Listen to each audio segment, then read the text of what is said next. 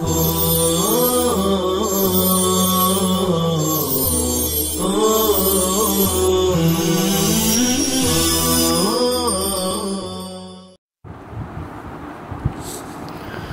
اللہ الرحمن الرحیم وَأَمَّا الْاِتِّصَالُ فَهُوَ مَعَ قُرْبِ الْمَخْرَجِ بَيْنَ الْحَرْفَيْنِ تَمَاثُلًا أَوْ تَجَانُسًا أَوْ تَقَارُبًا عِلَّةٌ لِلْإِدْغَامِ وَمَعَ الْبُعْدِ الْمُعْتَدِّ بِهِ عِلَّةٌ لِلْإِظْهَارِ وَمَعَ التَّوَسُّطِ بَيْنَهُمَا كَذَلِكَ عِلَّةٌ لِلْإِخْفَاءِ فالإظهار وأداؤه كما اقتضى ذاته أي الأداء بالمخرج والصفة فهو أصل محقق في كل حرف لا حاجة إلى إظهاره إلا فيما خرج عن الأصل لعلة فإن الأشياء تعرف بأضدادها۔ جی صاحب کتاب علیہ الرحمہ وَأَمَّا الْاِتِّصَال سے صفات عارضہ کے جو اسباب ہیں ان اسباب میں سے ایک اہم سبب اتصال حرف بحرف کو یہاں سے بیان کر رہے ہیں۔ جیسا کہ شروع میں آپ نے پڑھا کہ صفات عارضہ کے 4 اسباب ہیں، ان 4 اسباب میں سے ایک سبب کیا ہے؟ اتصال ہے، کسی حرف کا کسی حرف کے ساتھ ملنا۔ تو یہ ایک سبب بیان کر رہے ہیں صفت عارضہ کا، اور یہ ایک اہم سبب ہے۔ اور بہرحال اتصال تو وہ 2 قریب المخرج حرفوں کے درمیان قرب کا پایا جانا ہے۔ تو وہ 2 حرفوں کے درمیان مخرج کا قرب ہو، یعنی 2 قریب المخرج حرفوں کے درمیان میں یا 2 قریب المخرج حرفوں کے درمیان میں پایا جانا، چاہے وہ تعلق تماثل کا ہو او تجانسن یا تجانس کا ہو او تقارباً یا تقارب کا ہو، علت للادغامی تو یہ جو ہے ادغام کے لیے علت اور سبب ہے۔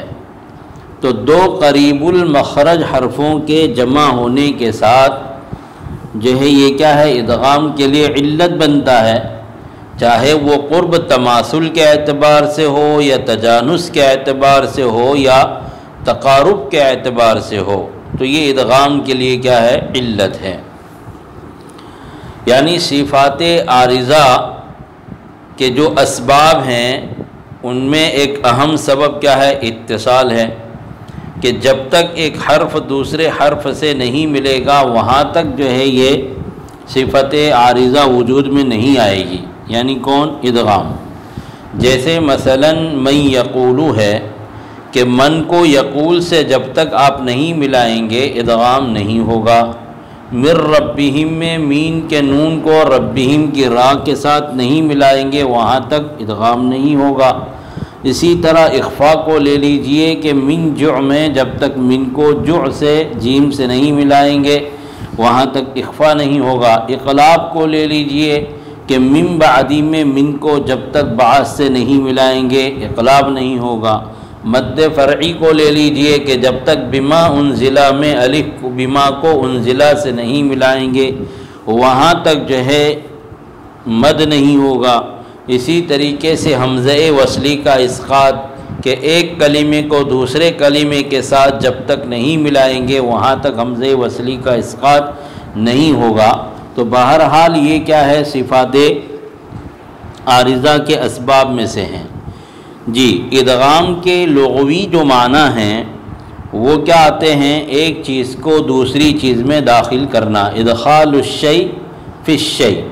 چنانچہ کہا جاتا ہے ادغمت اللجام فی فم الفرس، لگام گھوڑے کے منہ میں داخل کر دی گئی۔ اسی طریقے سے کہا جاتا ہے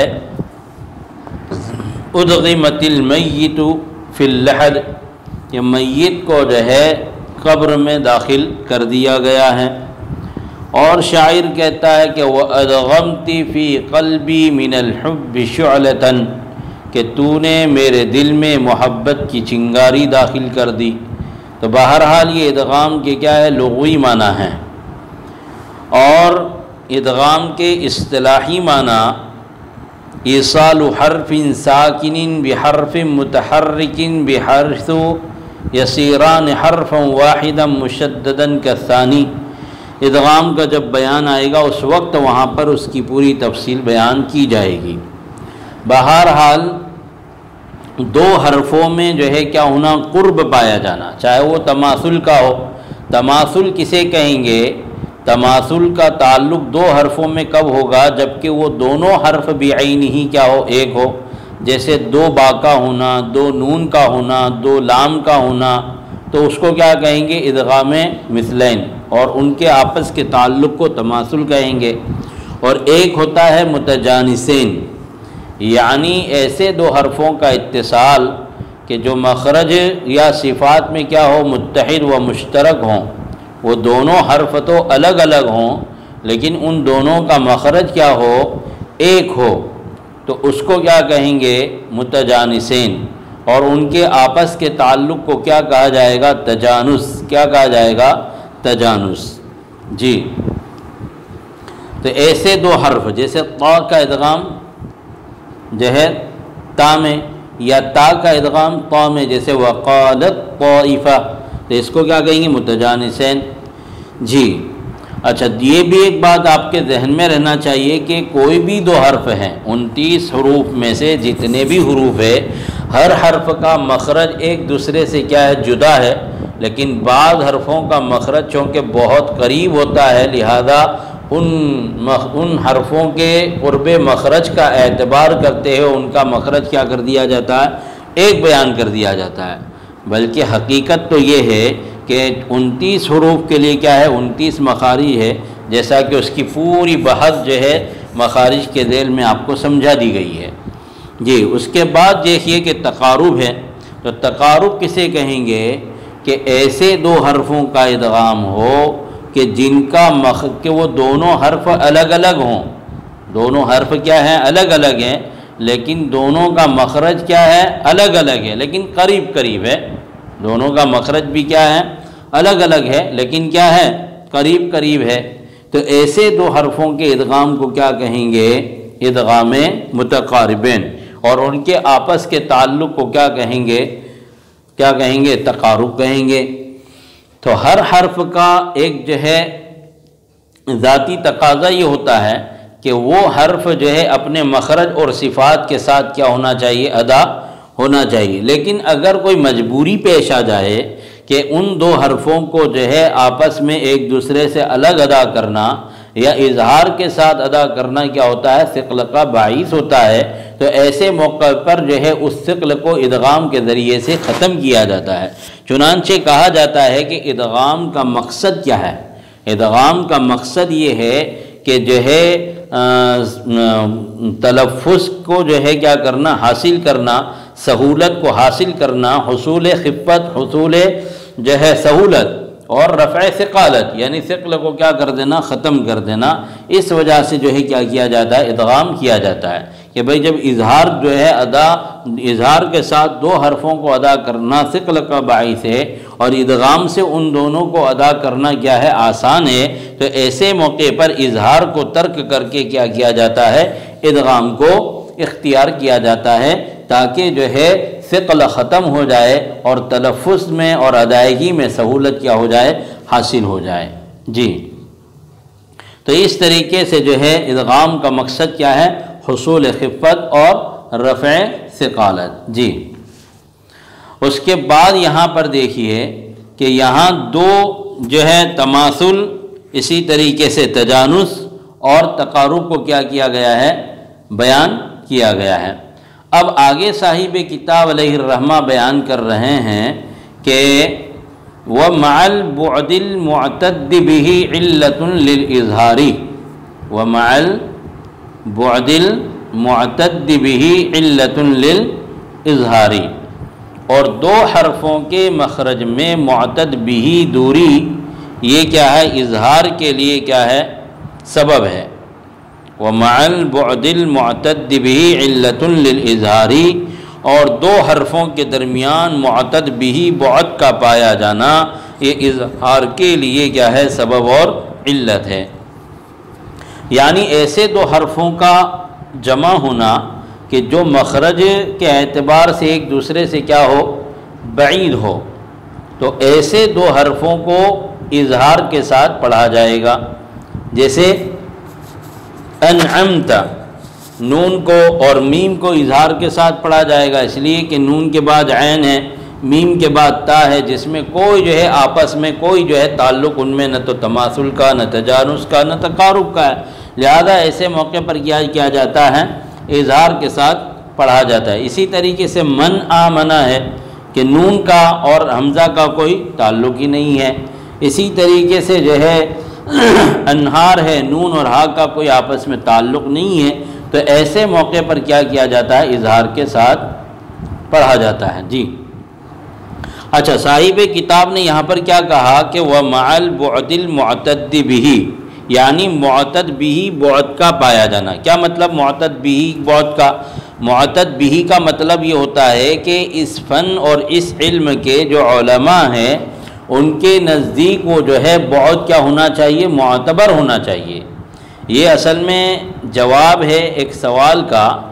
وہ سوال یہ پیدا ہوتا ہے کہ بعض مرتبہ ایسا بھی ہوتا ہے کہ باوجود بعد نہ پائے جانے کے بھی اظہار ہوتا ہے، اور کبھی ایسا ہے کہ باوجود جو ہے قرب پائے جانے کے بھی وہاں کیا ہوتا ہے؟ اظہار ہوتا ہے۔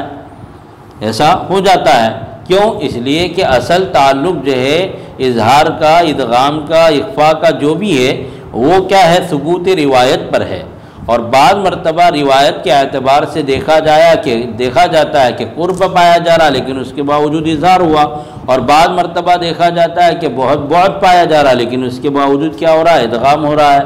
جیسے وَإِذْ تَقُولُ کہ دال کا ادغام تا میں جو ہے کیا ہونا چاہیے؟ ہونا چاہیے، اس لیے کہ دال اڑتا کیا ہے؟ دونوں کا مخرج قریب قریب ہے۔ اس کے برخلاف جو ہے موال میں نون اور واو کا کیا ہونا چاہیے؟ اظہار ہونا چاہیے، اس لیے کہ نون اور واو کو آپس میں کوئی تعلق ہی نہیں ہے۔ تو بہرحال جو ہے صاحب کتاب وَمَعَ الْبُعْدِ الْمُعْتَدِّ بِهِ سے یہ بتانا چاہ رہے ہیں کہ اس فن کے جو علماء ہیں ان کے نزدیک وہ بعد معتبر ہونا چاہیے، تو اسی صورت میں وہ جو ہے بعد مخرج جو ہے اظہار کے لیے علت اور سبب بنے گا۔ اگر جو ہے علماء کے نزدیک اگر جو ہے وہ بعد معتبر نہیں ہے تو اس صورت میں پھر ادغام کر دیا جائے گا۔ جی آگے فرمایا وَمَعَ التَّوَسُّطِ بَيْنَهُمَا، آگے کیا کہا؟ وَمَعَ التَّوَسُّطِ بَيْنَهُمَا كَذَلِكَ عِلَّةٌ لِلْإِخْفَاءِ، اور ان دونوں کے درمیان یعنی ان دونوں حروف کے درمیان میں جو ہے توسط کا پایا جانا اخفاء کے لیے اسی طریقے سے کیا ہے؟ علت ہے۔ یعنی دونوں حرفوں کے درمیان میں نہ تو بعد پایا جا رہا ہے کہ وہ اظہار کا سبب بنے، اور نہ بہت قرب پایا جا رہا ہے کہ وہ کیا ہو؟ ادغام کا سبب بنے۔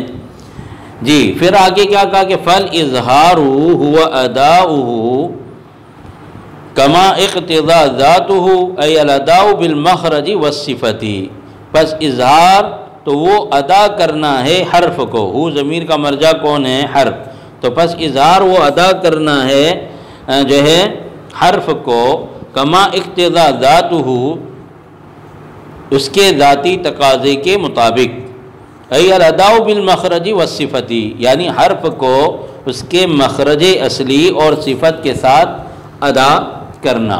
جی اب یہاں سے صاحب کتاب علیہ الرحمہ اخفاء کی علت کو بیان کر رہے ہیں۔ یعنی دیکھو اخفاء جو ہے باعتبار علت کے بھی بین ہے، متوسط ہے، کہ نہ جب بہت بعد پایا جائے کہ اظہار ہو، اور نہ بہت قرب پایا جائے کہ ادغام ہو۔ جب ادغام بھی نہیں ہوگا، اظہار بھی نہیں ہوگا، تو کیا ہوگا؟ اخفاء ہوگا۔ اور اخفاء باعتبار علت کے بھی بین کا نام ہے، اور باعتبار تلفظ کے بھی کیا ہے؟ بین کے نام ہے۔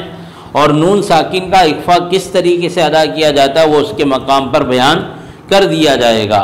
بہرحال یہ بینیت ہونا چاہیے، توسط ہونا چاہیے۔ اور ایک بات یہ بھی ہے، جیسا کہ صاحب نہایت القول المفید نے لکھا ہے کہ جن حروف میں یعنی نون ساکن اور تنوین کے بعد اخفاء کے 15 حروف میں اور نون ساکن اور تنوین میں جتنا قرب پایا جائے گا وہ جو ہے کیا ہوگا، اس میں حسب جو ہے مراتب کیا ہوگا، اخفاء ہوگا۔ جیسے کہ فرمایا کہ اعلم ان الاخفاء یکون تارۃ الی الاظہار اقرب وتارۃ الی الادغام اقرب وذلک علی حسب بعد الحرف منہما وقربہ۔ کیا کہا کہ اخفاء کبھی تو اظہار کے قریب ہوتا ہے اور کبھی ادغام کے قریب ہوتا ہے، اور یہ جو ہے بعد حرف کے ان دونوں کے آپس میں بعد اور قرب کے اعتبار سے ہوتا ہے۔ تو جتنا جو ہے، جیسے ہی جو ہے علامہ مرعشی رحمۃ اللہ علیہ نے علامہ جزری رحمۃ اللہ علیہ سے بھی نقل کیا ہے کہ حروف اخفاء کے 3 درجات ہیں۔ اعلیٰ درجے کا اخفاء نون ساکن اور تنوین کا کب ہوگا، جبکہ نون ساکن اور تنوین کے بعد طا، دال اور تا آ جاوے، تو اس میں جو ہے قرب مخرج غالب ہے۔ اور قاف اور کاف میں ادنا درجے کا کیا ہوگا، اخفاء ہوگا۔ اور کیوں؟ اس لیے کہ ان کے اندر بعد غالب ہے، یعنی نون ساکن اور تنوین کے مخرج میں اور قاف اور کاف کے مخرج میں بعد غالب ہے۔ اور بقیہ جو 10 حروف ہیں یعنی طا، دال، تا اور اسی طریقے سے قاف اور کاف کے علاوہ ان باقی 10 حروف کے اندر جو ہے اخفاء درمیانی کیفیت کا ہوگا۔ جی، اب اس کے بعد کیا کہا کہ فَالْإِظْهَارُ هُوَ أَدَاؤُهُ كَمَا اقْتَضَى ذَاتُهُ۔ اظہار یعنی حرف کو اس کے ذاتی تقاضے کے مطابق ادا کرنا، اور اظہار کے لغوی معنی کیا ہے، ظاہر کرنا، اور اصطلاح میں کیا ہے کہ ہر حرف کو اس کے مخرج اصلی سے اس کی تمام صفات لازمہ اور عارضہ کی رعایت کرتے ہوئے ادا کرنا۔ یہ کیا ہے، اظہار کی تعریف ہے، بغیر کسی تغیر اور بغیر کسی تبدیلی کے ادغام جو ہے حرف کو ادا کرنا، یہ اظہار ہے۔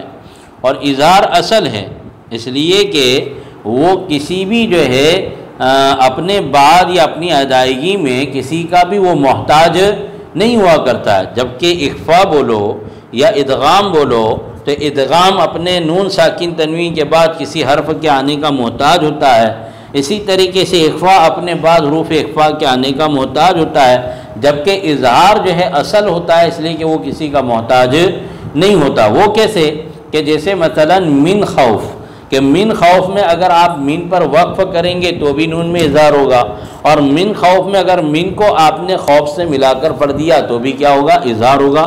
پتہ چلا کہ من خوف اپنے نون میں، نون اپنے اظہار میں کسی اپنے بعد والے حرف کے آنے کا محتاج نہیں ہوتا ہے، جبکہ ادغام ہو یا جو ہے اخفاء ہو تو اس صورت میں وہ اپنے ادائیگی میں یا اپنے جو ہے تحقق میں، وجود میں کیا ہوتا ہے، ما بعد والے حرف کا کیا ہوتا ہے، محتاج ہوا کرتا ہے۔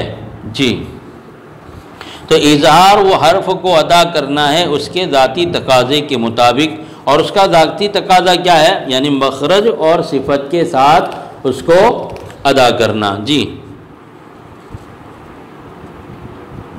اس کے بعد فرمایا کہ فَهُوَ أَصْلٌ مُحَقَّقٌ فِي كُلِّ حَرْفٍ لَا حَاجَةَ إِلَىٰ إِظْهَارِهِ إِلَّا فِي مَا خَرَجَ عَنِ الْأَصْلِ لِعِلَّةٍ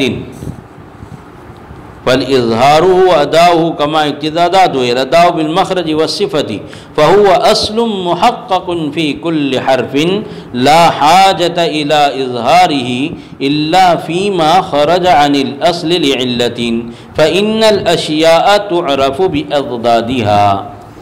کیا کہا کہ وہ یعنی اظہار اصل ہے، محقق ہے، ہر حرف میں اس کو بیان کرنے کی ضرورت نہیں ہے، مگر کب، جبکہ وہ اصل سے کیا ہو جائے، نکل جائے، لعلتن کسی علت یا سبب کی بنا پر۔